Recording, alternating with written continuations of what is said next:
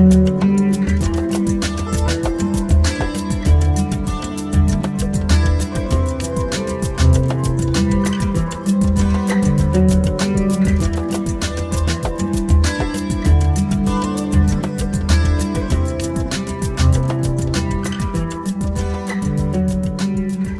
like to talk about good estate planning.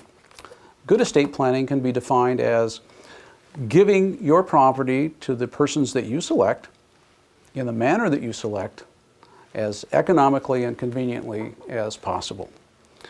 So let's examine those three things in detail. First of all, giving your property to those you select. How do you do that? Well, let's talk about how we transfer property. There are three basic ways to transfer property after you die. One is the probate. A probate is a court proceeding that transfers title to your heirs or your devisees, as the case may be. Probate involves any property that you own in your name only. In other words, it's yours only, and when you die, it has to be transferred to someone else through the probate process.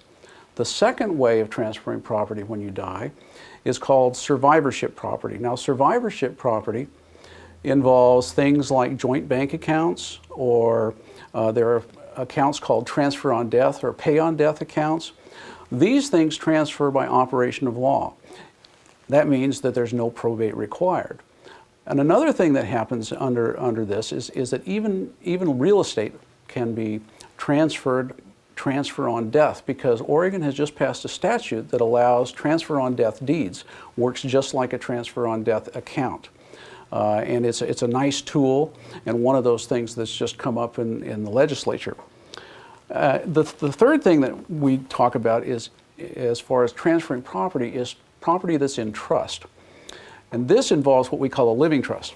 If you transfer property into your trust during your lifetime, then when you die, your trustee can turn around and transfer that property to your beneficiaries without any probate.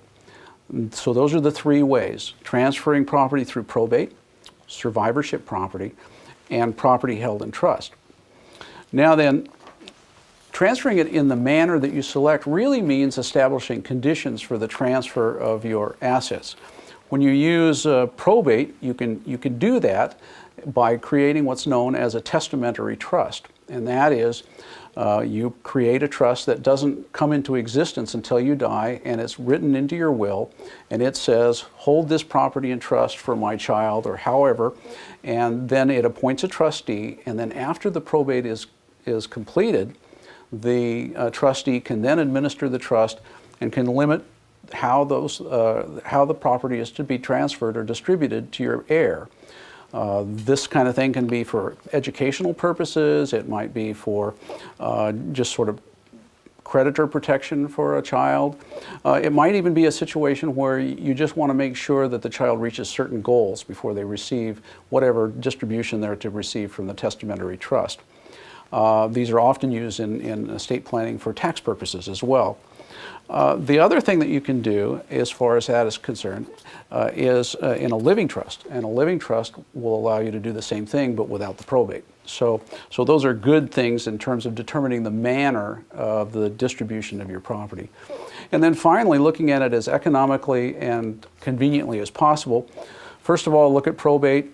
It takes probably 9 months on average, and it's court supervised.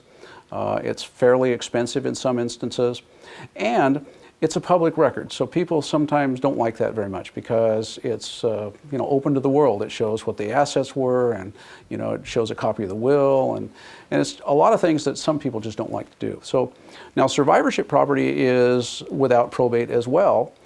It has the disadvantage of pretty much giving lump sum payments to whoever gets it. And it doesn't give you much flexibility in terms of the manner of the distribution.